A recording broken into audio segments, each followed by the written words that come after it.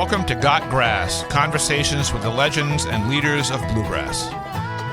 You've enjoyed live bluegrass at Guitar Town CT concerts in Hampton, Connecticut since 2008. From Tony Rice, Rouse Stanley, and Doyle Lawson to Tim O'Brien, Sierra Hall, and Billy Strings. Now you can go behind the scenes as we chat with your favorite bluegrass stars. I'm your podcast host, Chris Worth.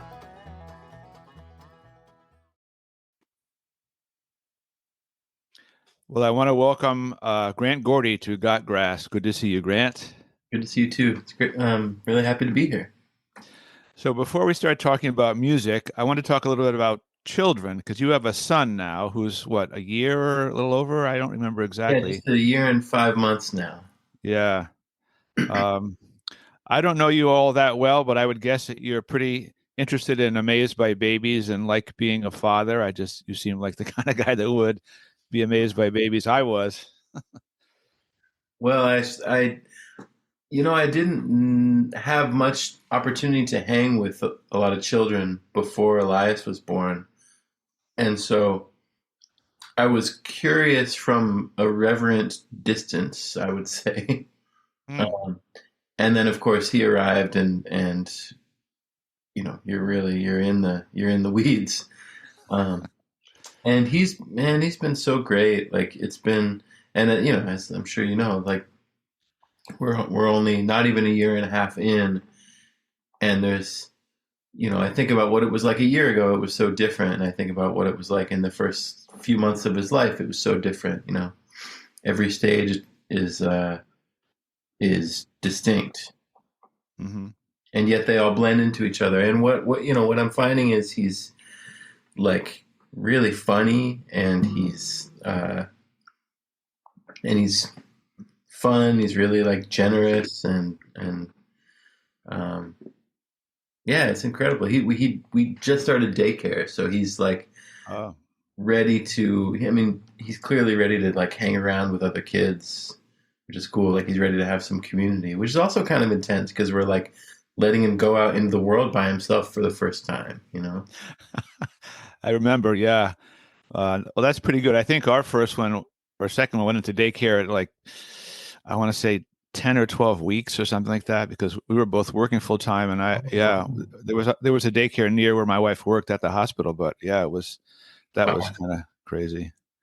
Yeah. Wow. That's really fast. Yeah. I mean, the more time you can have, the better. And as you say, I mean, they change from like almost like day to day. They change. It's amazing. I was just away over the weekend, last weekend, or like for some portion of the week, I guess. It was about 5 days because we were in California.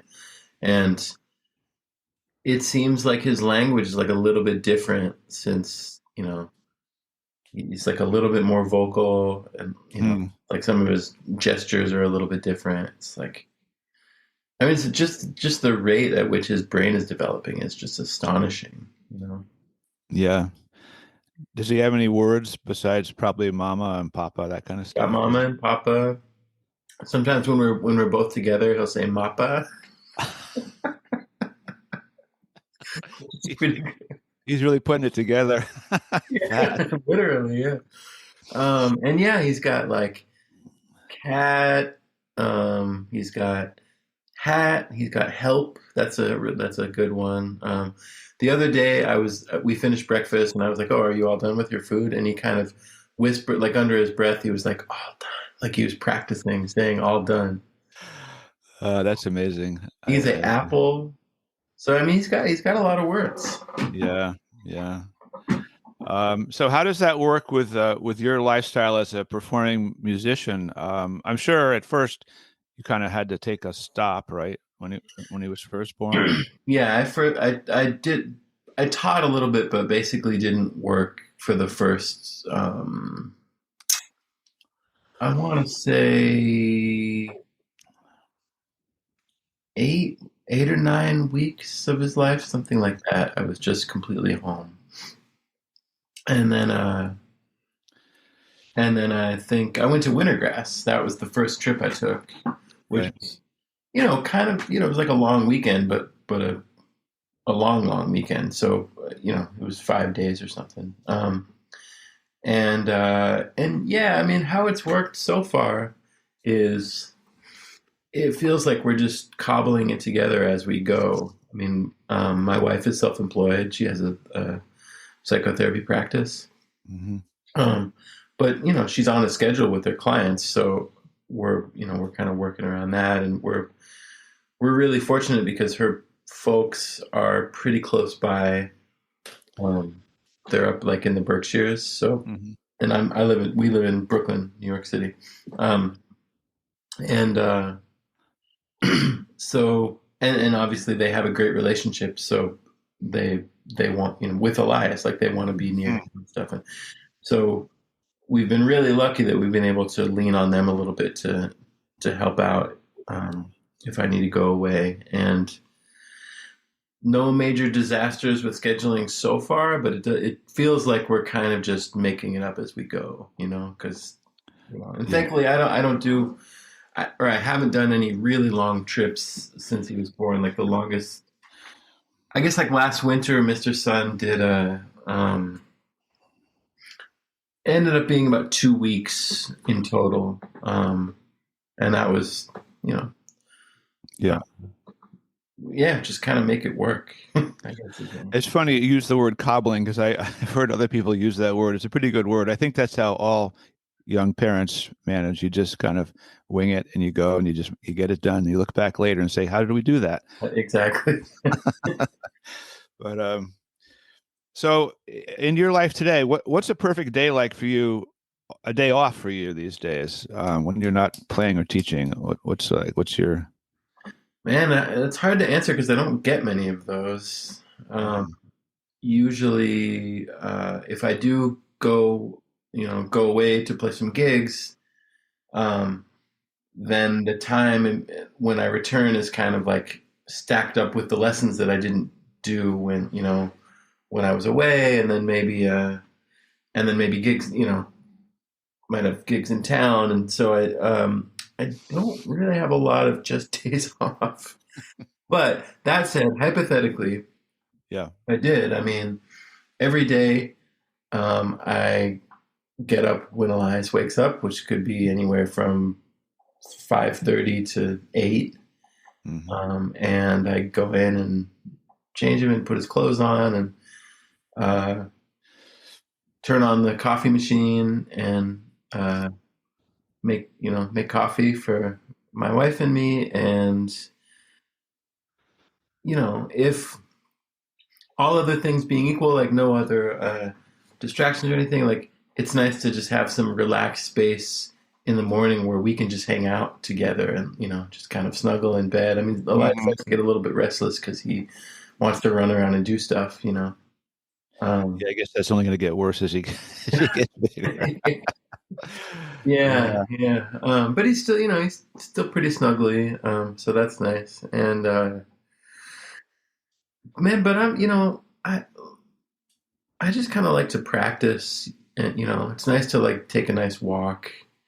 Have a couple cups of coffee. I like to cook, so like I'll make dinner.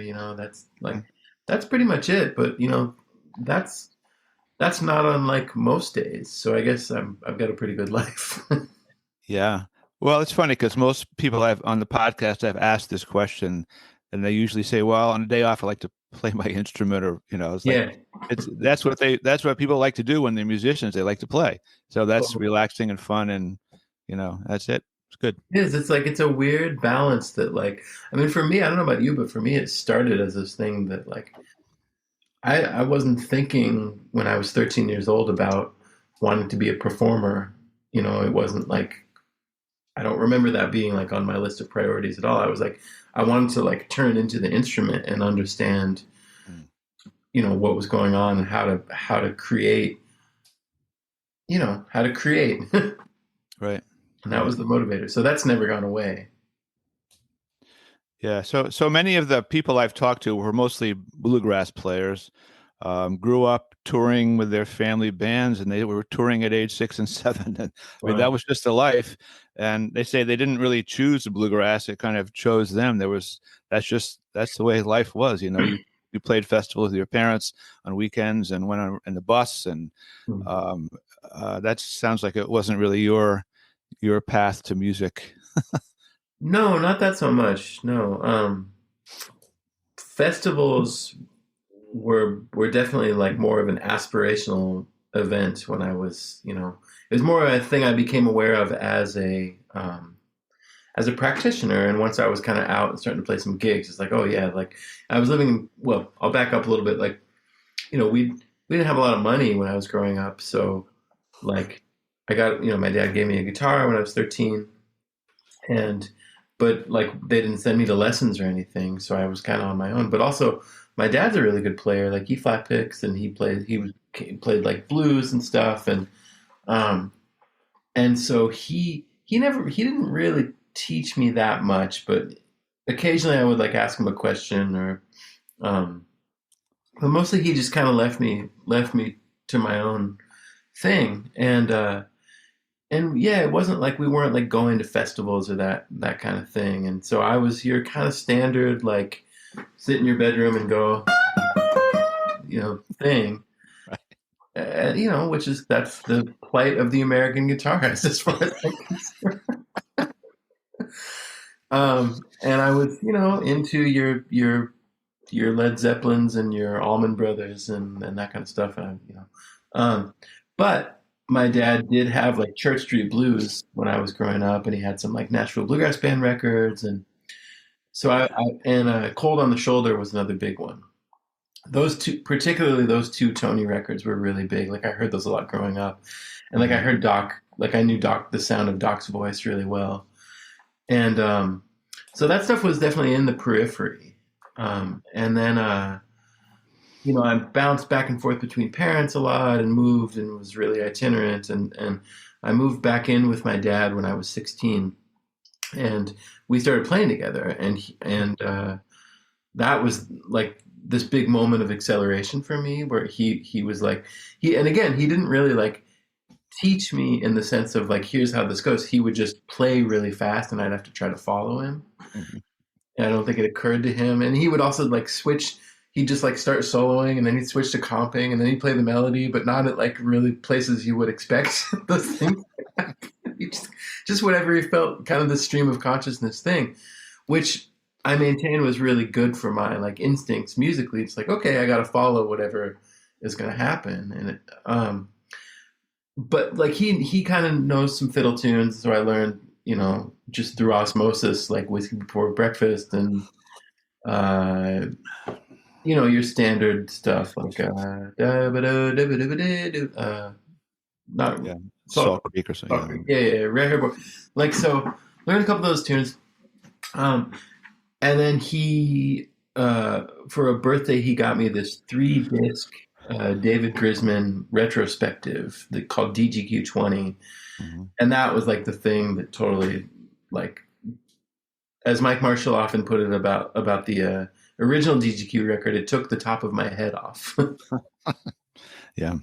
um, so I was like looking at all these heroes from kind of a reverential distance. Like I had, I took pictures out of the booklet that came with the CD and like put them up on my wall, Hmm. looking at pictures of Daryl and David and Tony and stuff, and like yeah, these are my guys. And just kind of uh, yeah, really for a long time like remained in my own little bubble, kind of trying to figure out what's going on with this music. And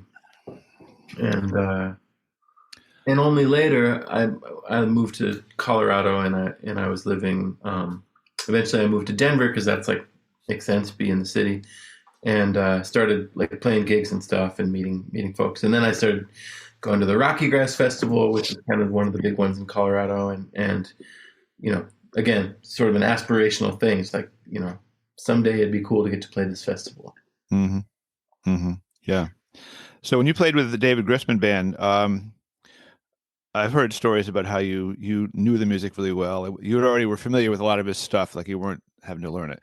And so what was he like as a band leader or a I don't know, yeah, band leader to play with? Yeah, I mean he is. I think there's an aspect of the kind of old school that he reveres. I think he kind of likes, I mean, he's a perfectly nice guy, and I think he likes to be the boss, you know, and so he likes to like he's not afraid to he certainly wasn't afraid to let me know if I was playing something wrong or if Mhm. I or if he just wasn't happy about how I was playing something, you know, he would be forthright, which is perfectly cool. I mean, that's his right to do so. Mhm. Um and but yeah, I mean he definitely like wanted to hear things the way he wanted to hear them, and I was in the band, so I was on board for his vision, you know. Yeah. Um, but also, yeah, he could be really generous too. Like I remember, I was during the time I was in the band, I was in a car wreck and I broke my neck. And I know that sounds really alarming, but it was like the least, or it was like the best version of a breaking your neck you could have.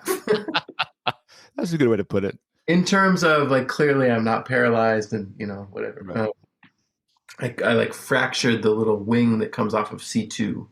Mhm. And anyway, uh, he got wind of this and he like sent me a care package in the mail. I had like I'll never forget it had a Whole Foods gift card, uh, a copy of Howard Zinn's People's History of the United States, which is a fantastic gift, and one of those. This was back when we still had physical media. Mhm. One of those like CD jackets, just full of all these great DVDs. Like there was like Sherlock Holmes and Mutiny on the Bounty, and like which very much like in his like he's really into that kind of stuff, kind of classic, you know, classic American cinema sort of stuff. And so anyway, it was really touching. You know, he certainly didn't need to do that, but it was Yeah. Did you feel like I know you were in the footsteps of some pretty good players when you joined the band? Did you feel the need to kind of like play somewhat like them, or was he just say play like you play and don't worry about Tony Rice or Mike Marshall or anybody else? yeah, that's an interesting question. I mean, I'd say I felt a little bit stuck in the middle because I felt very much like I mean, Tony was like the touchstone for that music to me. Like he definitely felt like the most important guitarist in that music. Um, Obviously, there had been other guitarists, but you know, he was the founding member. Uh, and a lot of the just little things that I picked up about like how to play over certain tunes were absolutely from Tony. You know what I mean? Like if we play minor swing, I'm gonna comp based on what I remember listening to him play on Hot Dog, you know, 1,000 times, right? Where certain kinds of voicings he's going to play, certain kind of syncopations he's going to do. That's just like I can't get away from that, you know.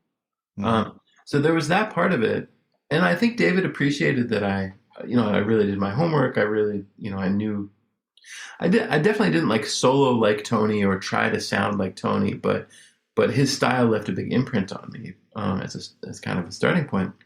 Um, and all of that said, I was also you know, as I still am, like listening to a lot of you know John Coltrane and Brad Meldau and like you know all kinds of different stuff that is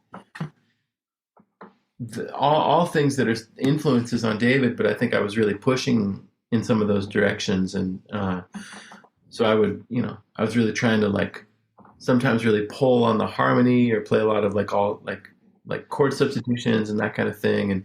And there were times that he would kind of rein me in and tell me to just like not, you know, not play Hmm. so out, you know, just play. Hmm. And that was, you know, I was kind of in this stage of trying to. I was like in my mid 20s. I was still kind of trying to find my voice. I think on the instrument. Yeah. Um, so anyway, it was kind of a mixture of those things. Right, right. I mean, it always seems to me that most bluegrass players, although they do play outside the bluegrass tradition realm, kind of play out of chord positions, and more jazz players kind of play more linear kind of horn lines or piano lines. I don't know if that's true, or if you see things that way. Um, most bluegrass guys can't really play like a four bars. It was like straight melody improv, like a sax player would. I don't think most of them are playing like more out of a position or kind of a. I don't know if you Yeah, see things that way or I think it depends on the player and yeah. depends on the context. I mean, man, a lot of times if I want, like if I'm working with a student and I want to find some like something brilliant for them to transcribe, I'll give them a Stuart Duncan solo because he's like one of the towering figures of improvising music who happens to be playing totally like bluegrass language, but he's like this I mean, he's like Mm. whatever. He's like Cannonball Adderley or something, except he's playing bluegrass language. He's not playing bebop, you know? Mm-hmm. It's like that level of like of depth, you know, and so I think there are like really incredible bluegrass improvisers. It's and I'm sure I don't know Stuart that well. I'm sure he can play standards if he wants to or whatever. But and for myself, like if I'm playing bebop, in that kind of a context, like I'm also still I might not be using like open G chord position necessarily, but I'm still thinking about like chords because the chords contain the melodies too, you know? So Mm-hmm. Yeah. it's a blending of those things, I think. Well, that leads me to my next question. I just was talking to Ben Garnett. He was here Saturday with Missy Raines. We were talking Oh, about soloing. He said by the way, he loved playing with you. I brought your name up. He said, "Oh, I just love playing with Grant Gordy." cool.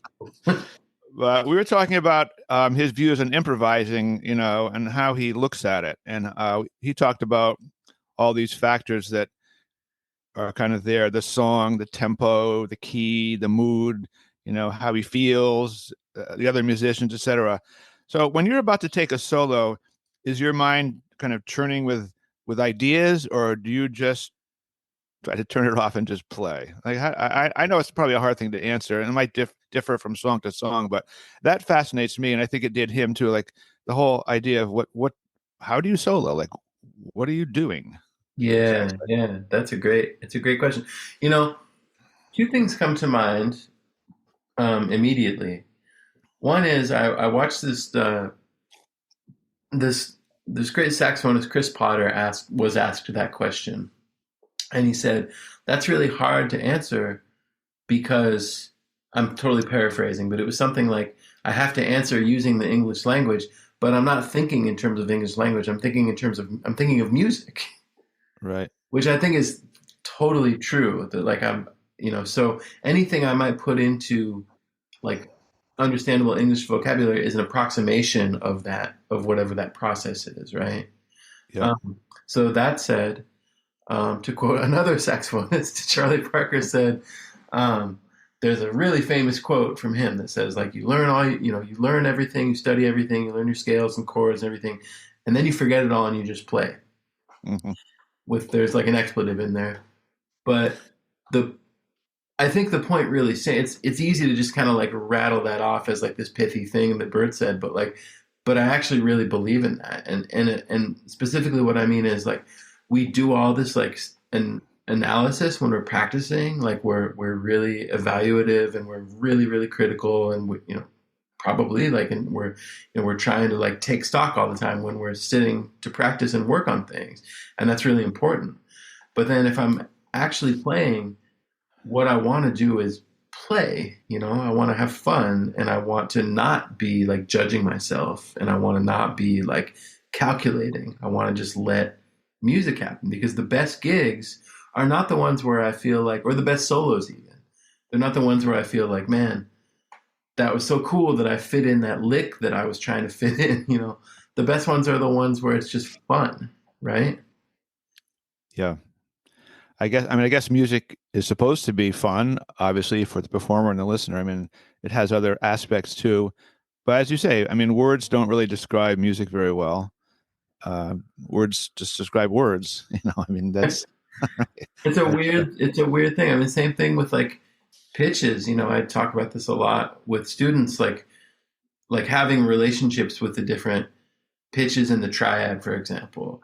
And like we can put all these like we can use terminology, but even saying like an A note is kind of irrelevant. It's like what actually is it? Like, and what is it in the context? So yeah, language can be tricky, but all that, having said all of that too, like it depends on who I'm playing with. It depends on the context. And I think Ben was right that there's a lot of variables that might lead into it, you know. But there are some things that I think can be a um, good like guiding principles to enter into. Like if I'm about to take a solo, like I want to make sure. Well, for example, Alex Hargreaves is somebody that the fiddler is somebody who's really good at taking an idea that maybe somebody ended the previous solo with and responding to that idea, like maybe developing that or leaving it, but acknowledging it. And it's never in a way that feels like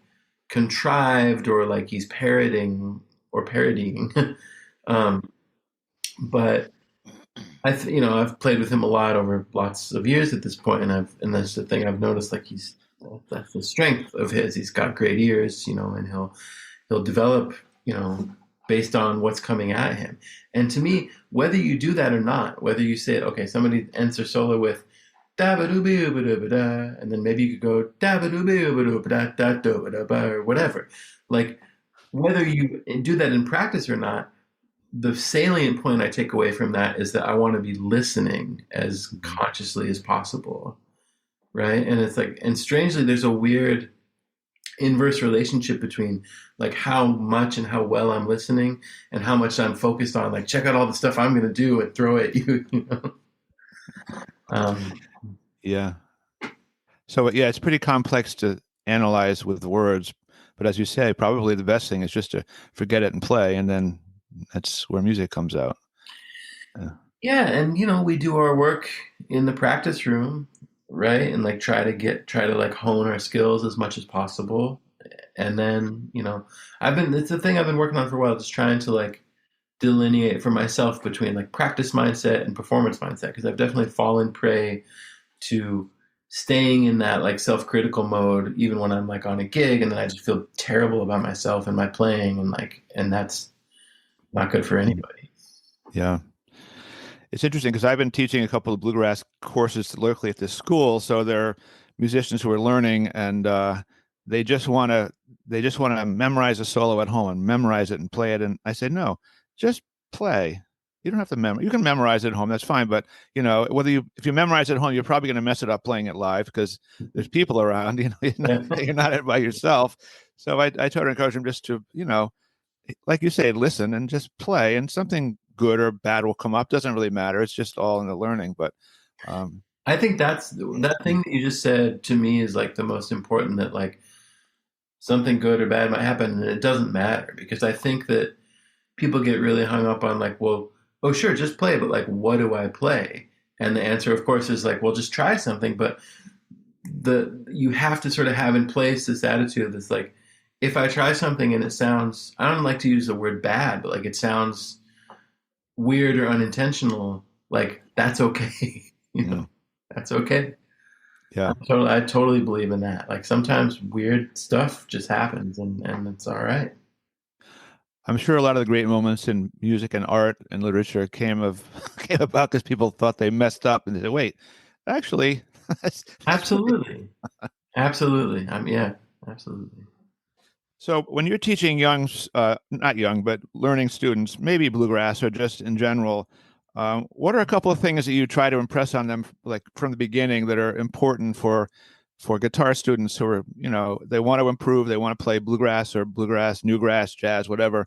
Are there a couple of things that are like good key starting things to keep in mind always that you would, as a teacher, would put out there? Rhythm is the number one thing. Rhythm is where everything starts, like, and practicing with a metronome is the best way to work on your rhythm.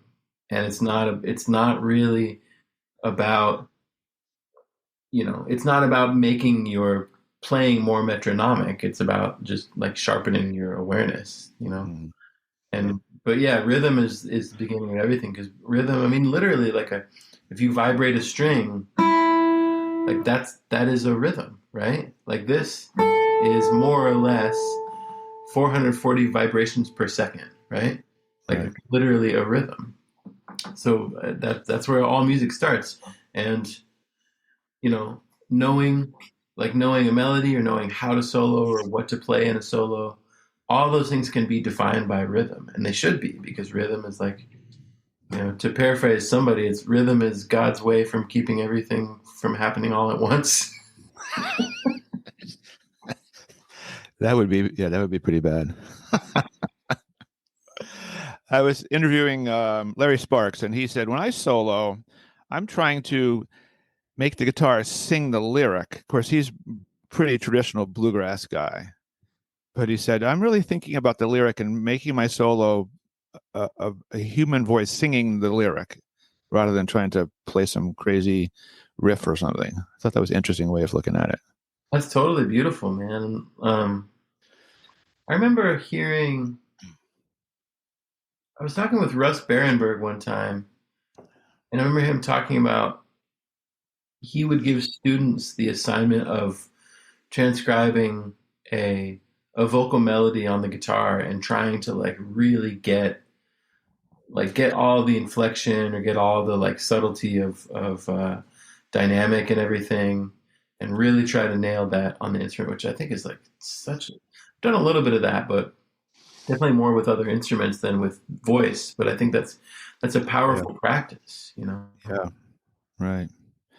Let's talk about your guitar, the one you have right there. It looks like like a Martin Triple O, I guess. But I was just wondering, it seems like the stuff you play would be so much easier on like a easier guitar.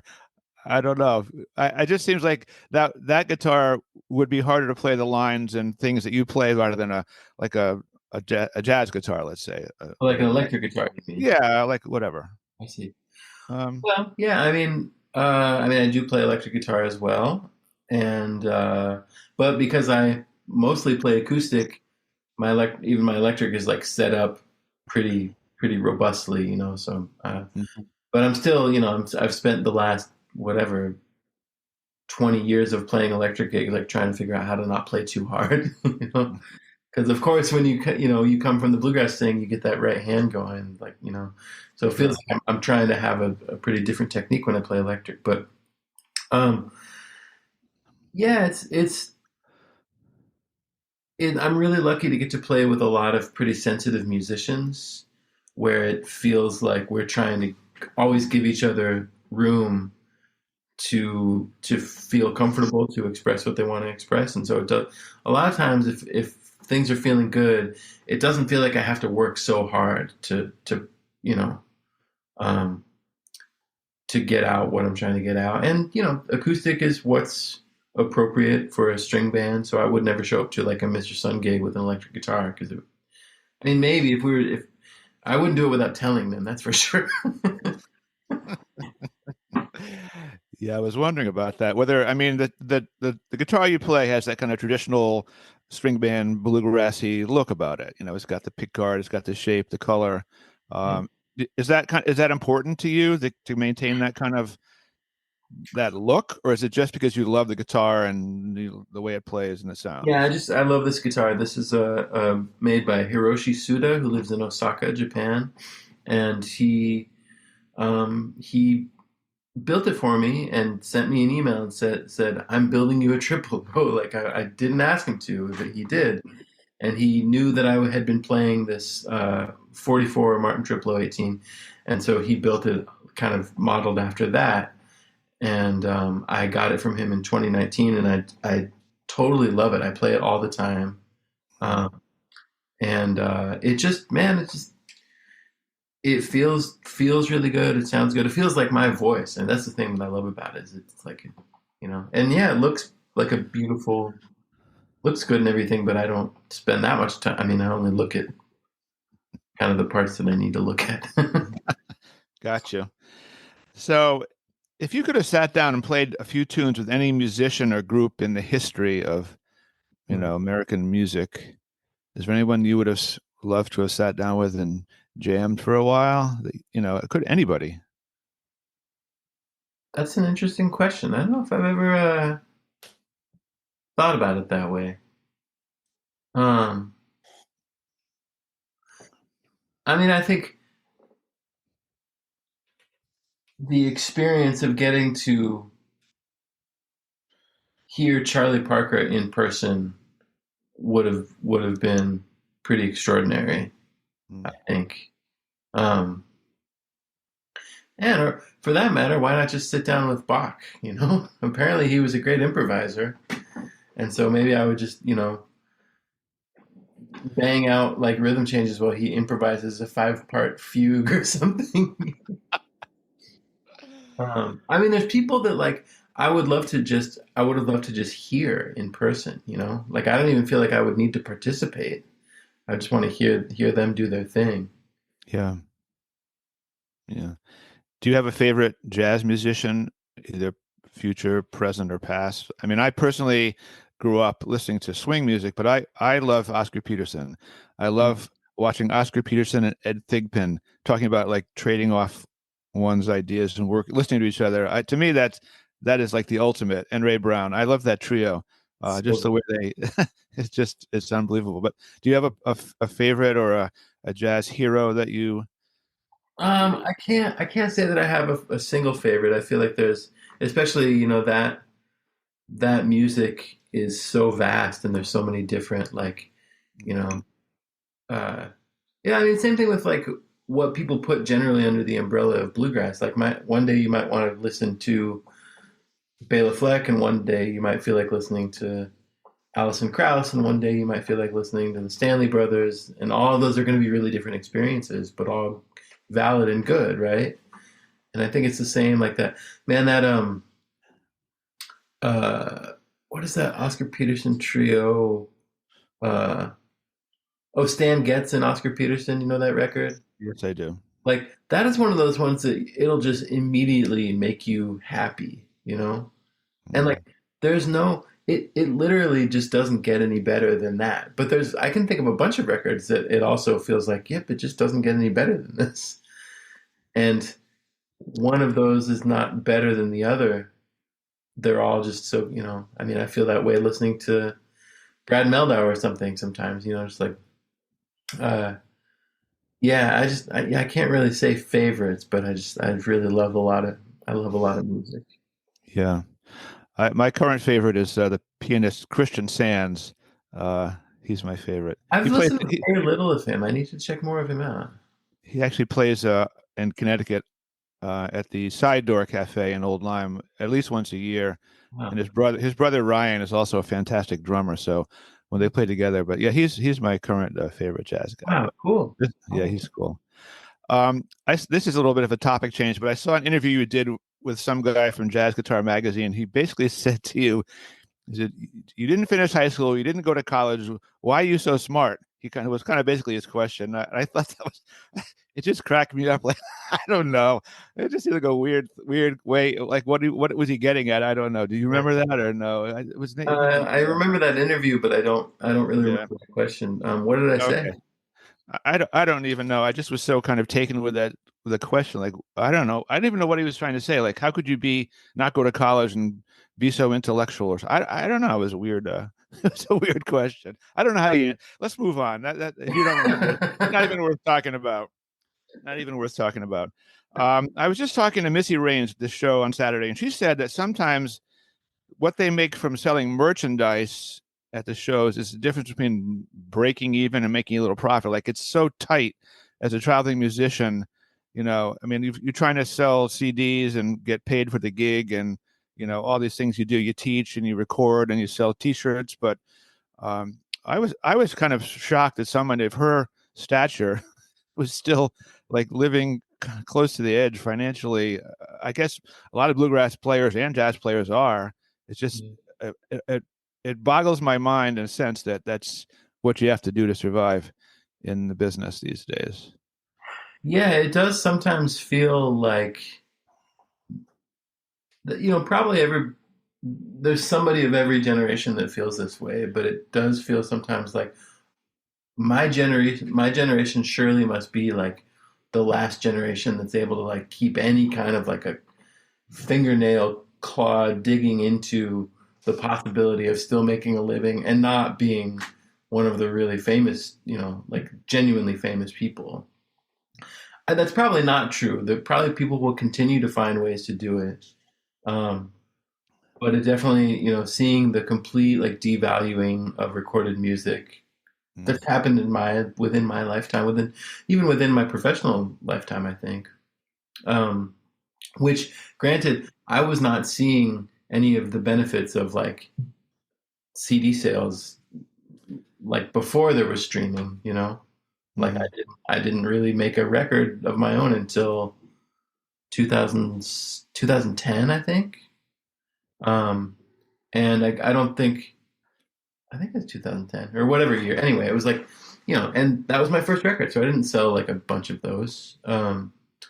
But um, yeah, the margins are thin, and so pretty much everybody I know um, is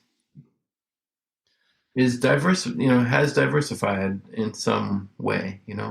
Some people, if I know people who maybe we were kind of coming up at the same time, and we were both like really into like transcribing Bela Fleck solos or whatever, and then maybe the other guy is now like really into engineering or something, or maybe like plays 15 different instruments and does kind of utility stuff, or so people kind of find their thing, and I've just kind of stuck with what I've always been interested in, which is just playing the guitar the way I play the guitar, and Hmm. like and also like doing some writing and stuff, but I never really like strayed from that stuff, and I've been really lucky so far that I've been able to continue to do that, and I teach as well, but I've always really liked teaching.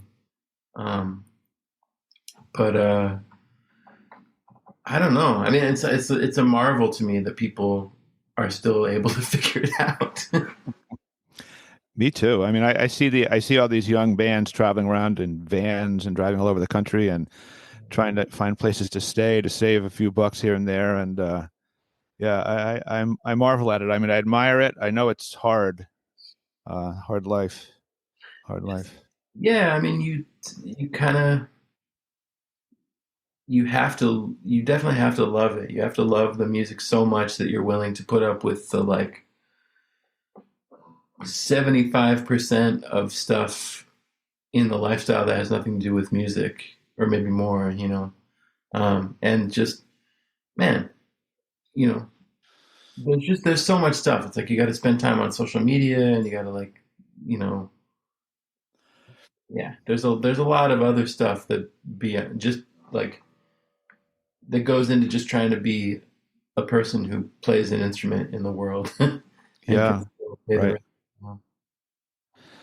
If you were doing a podcast, who would you like to have on your podcast? If you had the Grant Gordy podcast from Hmm. Brooklyn every week, who would be your first three guests if you could choose anybody? Who would you like to interview in Interesting. any field, any realm? Wow. Um, wow. Boy, kind of put me on the spot. Who would I want to interview? I mean, Well, uh, we could say music to limit it if you don't want to okay, yeah, talk Barack Obama or something. yeah, yeah. Um, yeah, musically, I don't even know how much English he speaks, but like Hermeto Pascal, he'd be cool. Hmm. Um, just to hear some different perspective on the way music works, or like, might be cool to talk to somebody like Maria Schneider. She's really great, like composer and arranger. Uh, just especially in music, just to figure out the way different people think about it and conceptualize like sound and how things organize. I think could. Uh, and then, of course, I love and pay attention to what so many jazz musicians are doing. So I immediately think about, oh, I'd love to talk to Kurt Rosenwinkel, or I'd love to talk to, Hmm. um, it'd be interesting to talk to Wynton. I know he's a really outspoken, uh, can kind of have controversy around him, but I'm sure he'd be a great person to talk to. Ever thought about doing a podcast? I did about like 10 years ago. I thought about it for a minute, and then I think I had to go do a gig or something. Reality set in. I was going to ask you. You mentioned that your son. You said he's funny, and I was going to ask you where you get your sense of humor from, because I consider you very funny too in a droll way. Like you don't you don't try to tell jokes, but yet on stage, I find you just hilarious. Where did that come from? That's a good question, man. I and I don't know the answer, but I've realized that my stage uh, or my MC manner, I've sort of synthesized. I've boiled it down to basically it's like everything is kind of a joke, but we're all in on it, including the audience. You know, like that's the way it kind of feels. And I don't mean that to be uh, like dark or cynical, but like in the sense that it's it's just we can kind of wryly observe what's going on in the world around us, and so that feels to be a big motivating factor, or just not take things too seriously, you know. Mm-hmm. But I don't know where it comes from. I mean, I see a lot of young bands who aren't very good at relating to the audience. They're amazing players and they sound great and have a good time, but after the song, they kind of turn their backs and talk among themselves. And I always felt like if you're a musician, you're there to make people feel good, entertain. I mean, there's lots of reasons why you're there, but people like to connect with the performer. And I think what you're saying, like just joking about how shitty things are or whatever, is a good way to people connect. They say, well, yeah, I agree. We're in the same boat here. So, Well, like I've got this shtick I do with Mr. Sun about how it started at we play the song Blackbird. You know, obviously everybody knows Blackbird, and I believe the introduction started as here's a song that you've never heard of or whatever, and slowly it started to merge into what is now this like quite long like introduction that I do about how like Mr. Sun, we're so great. Like one of the most successful bands out there in the world. We're also very humble, and one of the ways that we're so great is that we like to give a little leg up to young, unknown, struggling artists. And so we're gonna. But this is like the extremely condensed version. sure. But to that point, we're now going to play a song by an unknown band, and I'm not even going to mention who they are because you've never heard of them. Then I play Blackbird, play the kickoff to like. Of course, yeah. And I mean, part of it, honestly, like with that kind of stuff, is I started to get comfortable with being an MC. I realized that it's just improvising with language, just like improvising with music, So it's kind of the same thing. And I realized like it's really fun. It's like that whole like repartee thing is just it's just playing around, like playing guitar. That's a good way of looking at it. Yeah, you're improvising with words before the music starts, and yeah. But I think people like to hear that. As an audience member, I always like to hear somebody relating to me, like looking at me and talking to me. Yeah, it can be kind of awkward, and it can, if things are too like quiet in between, I don't know, it can just feel a bit like this like whiplash experience where maybe the music is meaningful, but it can even kind of detract from the music a little bit sometimes if there's nothing like relatable feeling. I don't know, but also I've been to incredible concerts where the person basically says nothing, and that's been really moving. So I don't know. Yeah, I guess in certain kind of genres, you kind of expect, you don't expect someone playing Chopin preludes to make a joke before each one. I mean, although I would love to see that. Yeah. I was going to mention that I know you played a lot over the years with Joe Walsh, and I just feel like when you play with him, there's a certain kind of happiness and energy that is, I don't know, I won't say it's rare, but it's very noticeable. And I guess you must feel that playing with him too. It seems like there's just a bond there that's amazing. Yeah, I think we've been playing together a lot for a long time now. I mean, it's been over a decade that we've been pretty closely associated, and so we've grown a lot together. We've explored a lot of like different kinds of music. We've traveled like lots of different places together, and I think the way we feel. The way we feel time is actually like a little bit different from each other. And I can't really define what it is, but I think there are ways that like our playing is actually quite different. And I think that difference creates kind of a tension that is actually really fun, and like it makes it kind of lively, you know. Whereas I feel like some other musicians I know that I've known for a long time, it feels like we're so in the same pocket that it's almost like we finish each other's sentences. But with Joe, it almost feels more like a point counterpoint thing. That's like it's yeah, it's fun. It's like it makes for kind of a lively experience, you know. Plus, he's got such a great sense of humor, and he's so quick. It's like, you know, he's like never afraid to like laugh if something funny happens, or you know. Yeah. I notice he does laugh a lot during performances at something you'll play or someone else will play. I'm trying to figure out actually what he's laughing at, but Yeah. certain things seem to crack him up a lot in performance.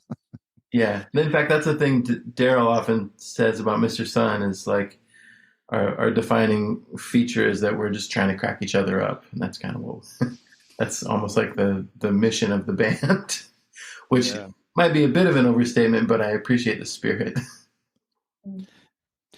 What's the best advice you remember you ever got about playing the guitar? Anything stick with you over the years that, wow, that was really right? You know, this sounds really um or this is the thing that immediately comes to mind. When I lived in Colorado, I played in this like honky tonk band where I played electric guitar, and we would play. I mean, it was like like we would play like rural Colorado, so we'd play like ranches, and like we'd play the stock show in Denver, and we played like the Wyoming State Fair. So it was like pretty country kind of stuff. Um, which you know even back then wasn't really my scene, but like I appreciated like I liked all the guys in the band, and like and it was fun music. We did like a lot of Western swing and stuff, and it was cool. And the steel player was this guy named Dick Meese, who he'd been like a Nashville guy for a while, and then at some point he moved back to Colorado, and so he was probably in his 80s when we were in the band together, Oh. and was still carrying his steel guitar around. You know what I mean? Like I mean he like grew up on a farm in like eastern Colorado somewhere, and just like you know, and he's since passed, but he was a really sweet guy, and and he was really really like encouraging, and just clearly had a lot of like miles and years behind him, and I remember doing some gig with that band where I was kind of struggling, just having one of those times where I was like just struggling. Still, I was a young player, still trying to figure it out. I remember like he's just like, and he was never like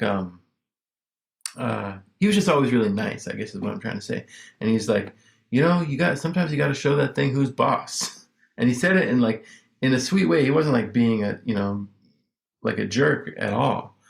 But he was like, I took that to mean like it's important to like take ownership of of the situation, and like it that's it's such an easy thing to rattle off, but it's really true and meaningful, and also requires a great deal of like preparation to be able to show the guitar that you're the boss, because you got to know what's going on the instrument.